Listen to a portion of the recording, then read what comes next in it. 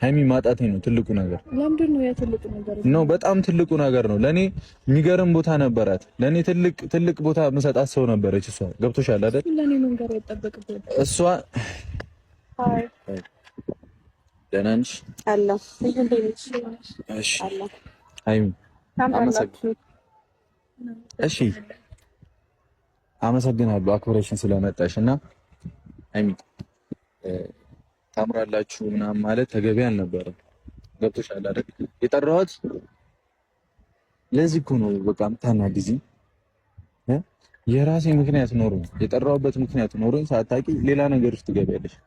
ስለዚህ ቤተሰቦች ውሳኔ ትክክል ነው ብዬ እያመንኩ ነው በጣም ምክንያቱም እኮ ተረጋጊ።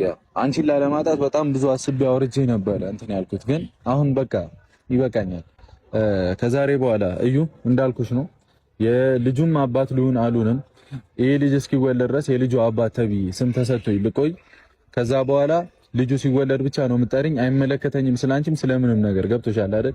የዛኔ እውነቱን አረጋ ለመቆየት ላልቀረኮ ማለት ነው። አይመለከተኝም በቃ እኔ ካንቺ ጋር ላለመጨቃጨቅ ነው እንደዚህ ምለው። ስሚኛ ሌላ ምንም ድርግግም ብትይ ነው ያላዳምጥሽም። ገብቶሻል አይደለ?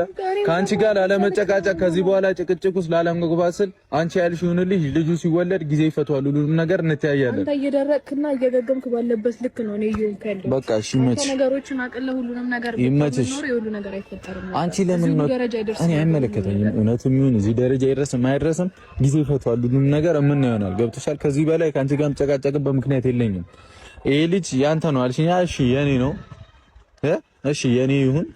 ከዛ ለማንም አልማንም ግን እሺ የኔ ነው እሺ።